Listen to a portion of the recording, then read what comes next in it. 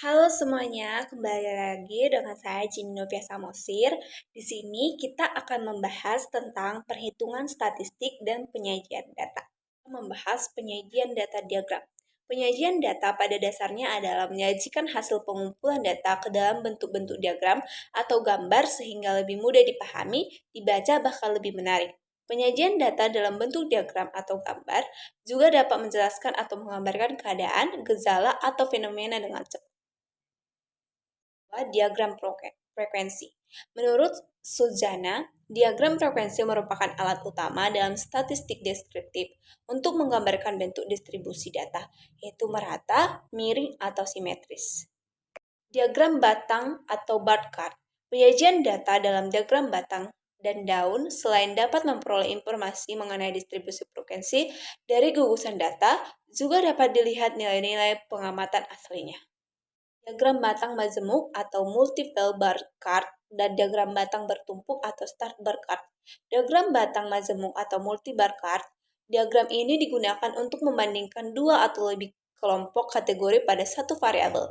Setiap kelompok dalam satu kategori ditampilkan berdampingan dalam satu kelompok batang. Batang bertumpuk atau start bar chart. Diagram ini menyajikan dua atau lebih kelompok kategori dengan satu batang per kategori utama, namun dibagi menjadi bagian-bagian atau stack berdasarkan subkategori. Kita membahas histogram. Histogram merupakan grafik dari distribusi frekuensi suatu variabel. Tampilan histogram berupa petak-petak 4 persegi panjang sebagai sumbu horizontal atau absis sumbu X. Boleh memakai tepi-tepi kelas atau kelas boundaries, batas-batas kelas, atau nilai-nilai variabel yang diobservasikan, sedangkan sumbu vertikal atau ordinal sumbu Y menunjukkan frekuensi.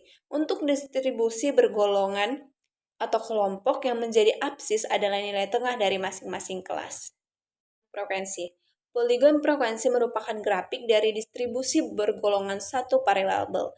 Tampilan poligon berupa garis-garis patah yang diperoleh dengan cara menghubungkan puncak dari masing-masing nilai tengah kelas. Jadi absisnya adalah nilai tengah dari masing-masing kelas.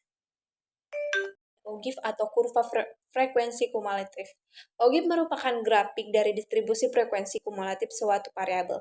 Dalam suatu OGIF yang digunakan sebagai absis adalah batas kelas, sedangkan sebagai sumbu vertikal adalah frekuensi kumulatif.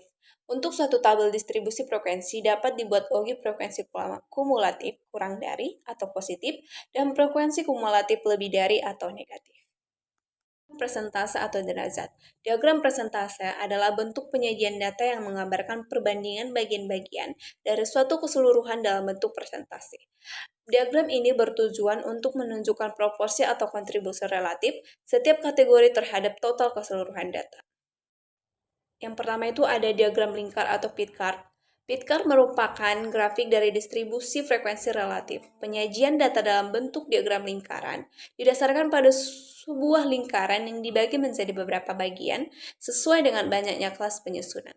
Penggunaan skala yang tepat untuk masing-masing bagian ditentukan secara proporsional sesuai dengan frekuensi masing-masing kelas. Dengan memperhitungkan bahwa sudut suatu lingkaran penuh 360 derajat dari pemaparan tersebut, kita mendapatkan kesimpulan yaitu, pertama, penyajian data bertujuan untuk menampilkan hasil pengumpulan data agar mudah dipahami, dibaca, dan menarik dalam bentuk tabel, teks, dan diagram.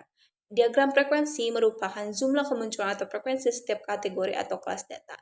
Diagram batang atau bar chart digunakan untuk menunjukkan distribusi frekuensi dengan batang vertikal atau horizontal.